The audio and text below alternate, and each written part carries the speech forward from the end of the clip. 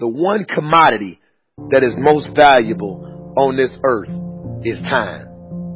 Time to love, time to live. From the moment the human body is born, it begins dying. I don't think you quite caught that. Let me say it again. From the moment the human body is born, it begins dying. Some happen faster, some happen slower. Some of us help them go faster, and some of them prevent it from happening sooner than later. Coach Hype coming to you live on the field of life. How many seconds, how many minutes do we waste every day doing things that are nowhere near the goals and aspirations and passions that we have inside? How many times do you go through the course of a day and realize, did I do anything I set out to do today? Write down those goals each and every day. No matter if it's 2 goals a day, if you can accomplish those, then you're doing more than just making it through the day. You are living and achieving your dreams. You know, as inspirational speakers, we don't want to just talk to you. We want to live that as well. I've done that in my life as well. Find time to better yourself. Read, explore, research. Live life. Do things you've never thought of doing before. That's what it's all about. When you're born, that's that date that they put on the left side of the tombstone. When you die, they put another date on the right side of the tombstone. But that dash in the middle is the most important thing on that tombstone. That is a line that throughout that entire time frame, you were able to impact and touch others' lives. You were able to leave your mark on this earth. You were able to build a legacy that nobody could change. You were able to have it to where people remembered who you are no matter what. When you're living for that dash in the middle, you're going to remember your why. Your why you're here. Not the why did you do something. Your why, your reason for getting up in the morning, your reason for pushing yourself past the brink of exertion and giving up. Your reason for moving on and getting things done in life. That dash in the middle, that's the thing that pushes you. Just stop for a second. Write down your why. What are you doing this for in life? If your why doesn't make you cry, then that's not your why. Again, if your why doesn't make you cry, then that's not your why. Your why should be something so big that it moves your family tree. Your why should be something so big that it changes the whole outlook on how things are with you and your home, your family, your religion, your purpose. Think about your passion. Think about your opportunities. And that's how you find your purpose. OPP. When that why meets up with your passion, your opportunity, your purpose, then you'll find out. The most important day in your life is the day you remember why you were born.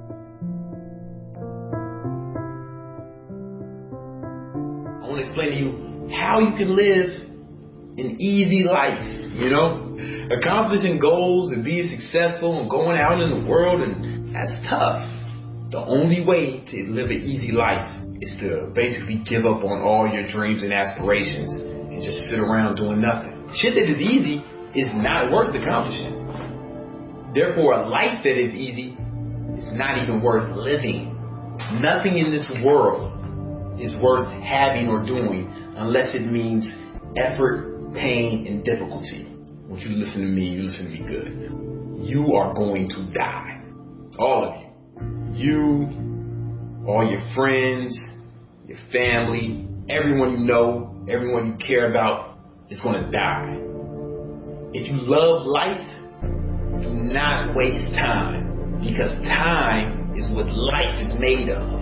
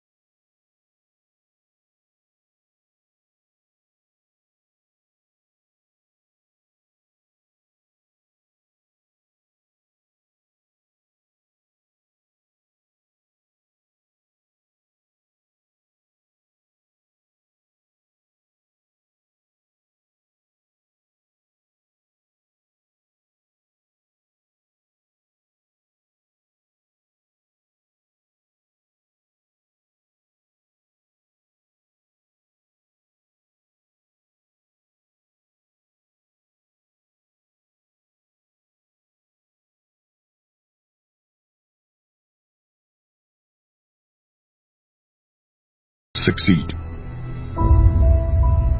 I will persist until I succeed.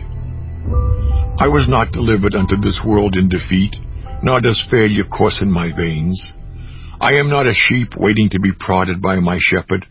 I am a lion, and I refuse to talk, to walk, to sleep with the sheep. Don't be a follower, be a student. Take advice, but not orders. Take information, but don't let somebody, order your life. Not to do what someone else says. Take what someone else says, process it, think about it, ponder it. It makes you wonder, it makes you think, and it's valuable. Then, when you go take action, make sure that the action is not what somebody told you to do. Make sure the action is the product of your own conclusion. But I'm exactly where I wanted to be because I realized I got to commit my very being to this thing. I got to breathe it, I got to eat it, I got to sleep it. And until you get there, you'll never be successful in life. But once you get there, I guarantee you, the world is yours. Stay out of the clutches of mediocrity. Invent yourself, and then reinvent yourself. Change your tone and shape so often that they can never categorize you. Reinvigorate yourself and accept what is. Be self-taught and reinvent your life because you must. It is your life, and its history and the present belong only to you. People that will try and take your energy and positive vibes away are only here to make you stronger, not weaker. So you must understand this. You have the power to allow others to control you or not. Everybody that comes in and out your life is put in place for a reason.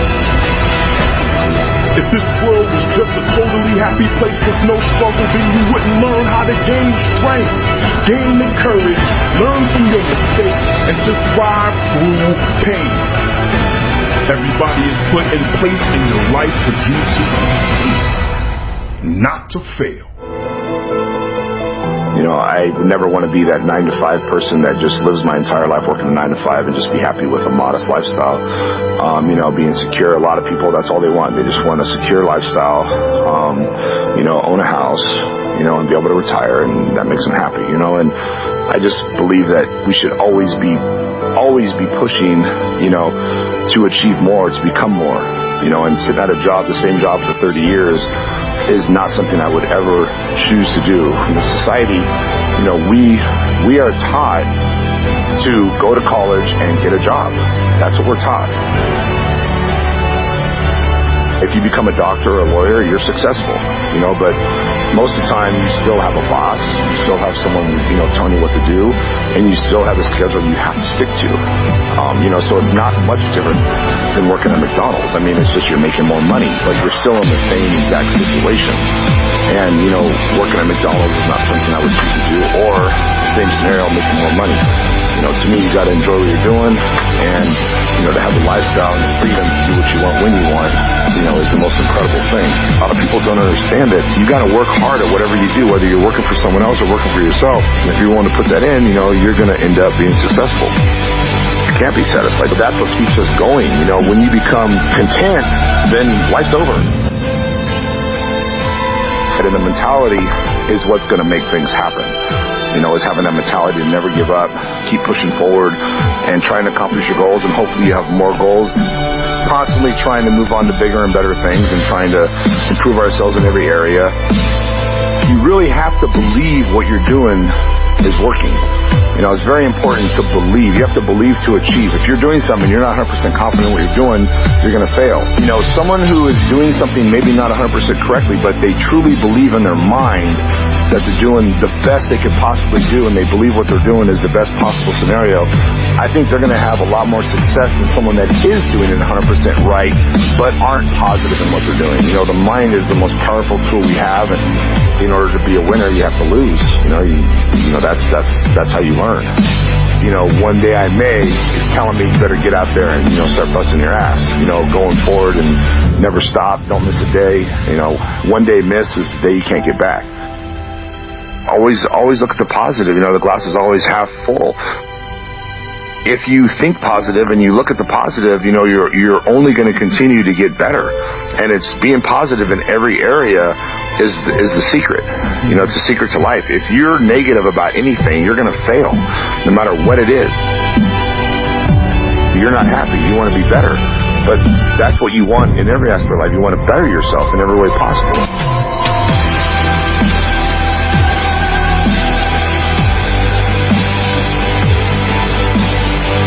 It all works hand in hand. A lot of people realize when you help somebody else, you're helping yourself, and it feels good, and it just what comes around goes around. The most important thing in life is to not give a shit what other people think. That's the most important thing. And to have that kind of an attitude or mentality is rare.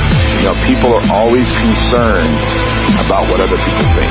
Always, no matter who they are. It really doesn't matter what other people think. It really doesn't matter. If you can have that kind of mentality, you'll get so much further and be so much happier in life. People don't like to think, they like to act. They don't like to think, and they don't have enough confidence in their decisions that they make on their own. When they get advice from someone else, it gives them more confidence to believe that that's going to work. We should always be trying, to be better at every aspect in life. I mean, are you a good husband? Are you a good wife? Are you a good son? Are you a good, whatever it could be. There's a million things in life that we are. I think we should constantly be trying to be better in every area. I kind of like to just, relax, enjoy life. And that's kind of what I do. And being able to not stress and do what I want to do when I want to do it is just a great feeling. Whatever it takes to get you to try harder, read more, set your goals, and go for it. Here's the next attitude disease. Overcaution. Some people never will have much. They're too cautious. Now, you can also be too reckless, but you can also be too cautious. This is called the timid approach to life. And my caution was always the risk. Risk used to drive me right up the wall. I used to say, what if this happens? It's called the language of the poor. What if this happens? And on top of that, if this was to happen, look at the fix I'd be in. I better not try. I could always ace myself out. Then I'll tell you what changed my whole life when I finally discovered it's all risky. The minute you were born, it got risky. If you think trying is risky, wait till they hand you the bill for not trying. If you think investing is risky, wait till you get the tab for not investing. See, it's all risky. Getting married is risky. Having children is risky. Going into business is risky. Investing your money is risky. It's all risky. I'll tell you how risky life is. You're not going to get out alive. That's risky. The Englishman says, well, if that's the way it's going to work out, let's give it a go. Right, that's what it's for. Give it a go. Somebody says, yeah, but I'm looking for safety and security. Fine, then huddle in a corner. We'll cover you with a sheet, bring you 3 meals a day. And we'll protect you, feed you, look after you, care for you. We won't let anything happen to you. And you'll probably live to be 100. The guy said, well, yeah, I'd live to be 100. But what a way to live. Right. What a way to live safe and secure. Don't ask for security. Ask for adventure. Better to live 30 years full of adventure than 100 years safe in the corner.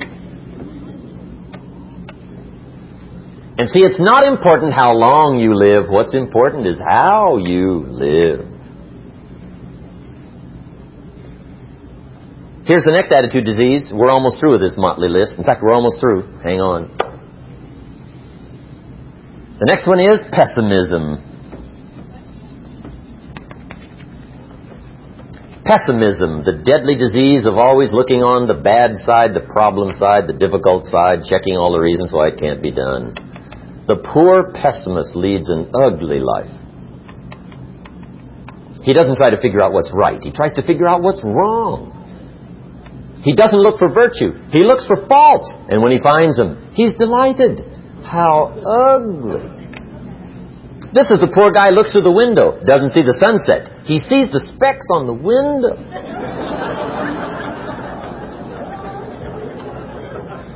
And this is the poor guy, right, who rushes up, takes such leave of his senses. This guy rushes up and he says, I've got 5 good reasons why it won't work. He's so dumb he doesn't know all he needs 1. He's got 5.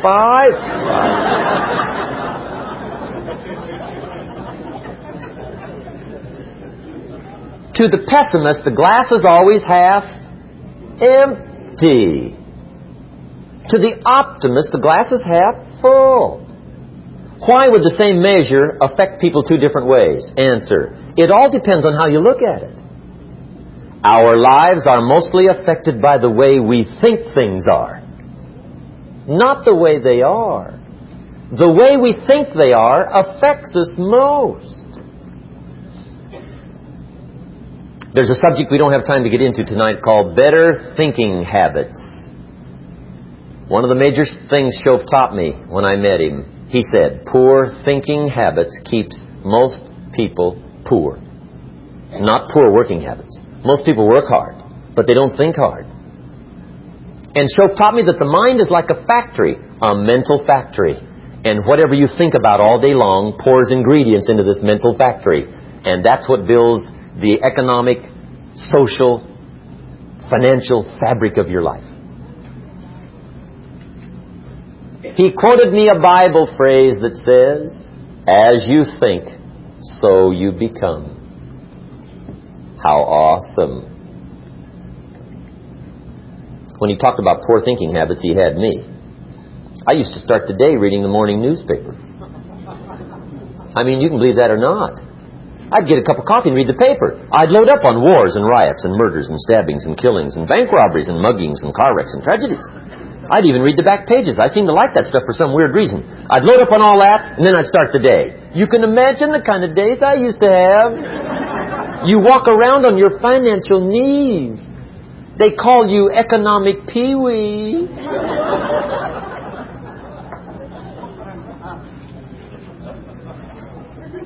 The guy says, I want to be a great leader.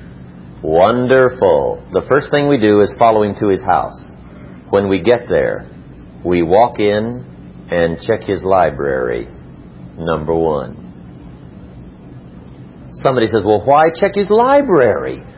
The reason is because what a man reads pours massive ingredients into his mental factory. And the fabric of his life is built from those ingredients. You would not believe what some people have got in their house to read. You would not believe. One of the best dressed up words I know for a lot of it is trash.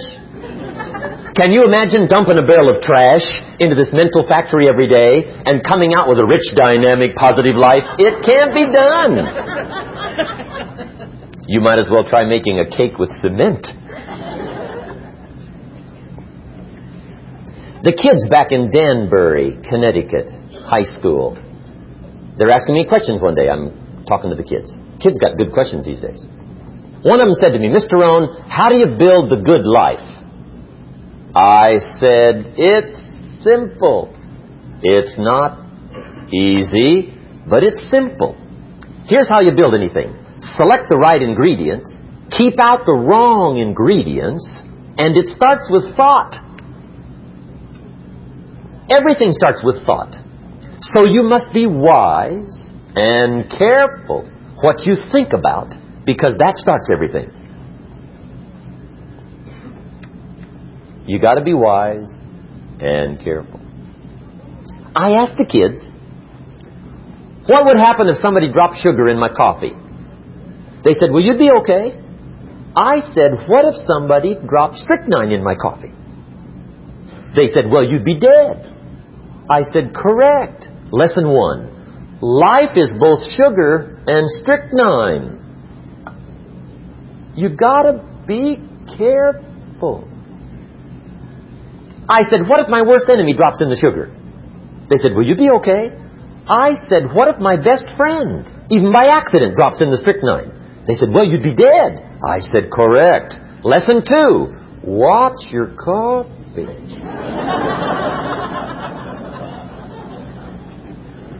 You got to be careful. See, it doesn't matter who hands you the bad stuff.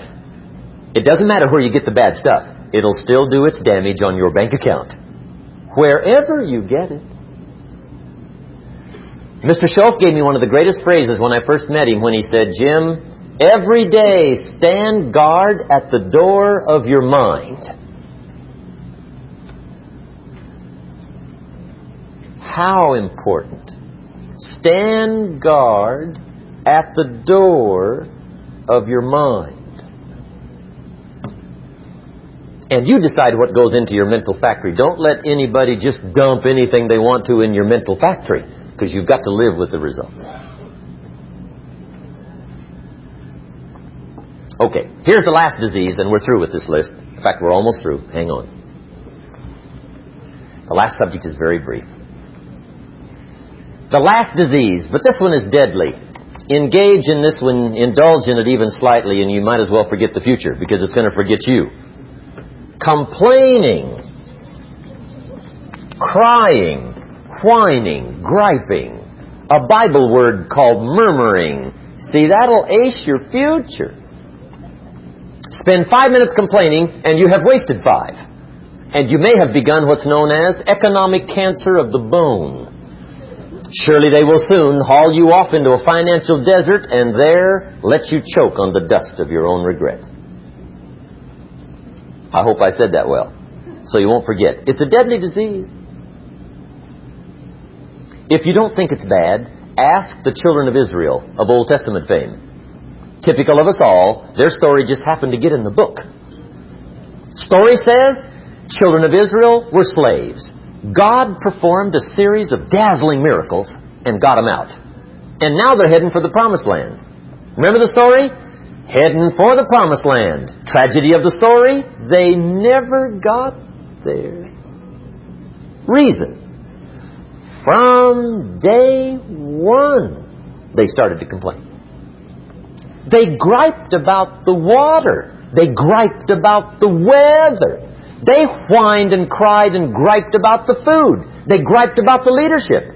They whined and cried because it was too far, too cold, too hot, too difficult, too miserable. I mean, they whined and cried for years. Finally, God said, I've had it, trip canceled. Or something like that. The story says they died in the desert, never got to the Promised Land. Which I think means 2 things. Indulge in this long enough, you get your future canceled. And I guess it also means even God Himself can only take so much.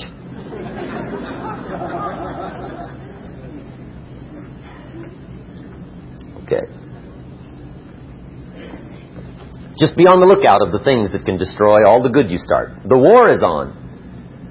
And this evening, tomorrow, mentally, personally, socially, economically, you got to make sure you're winning the war.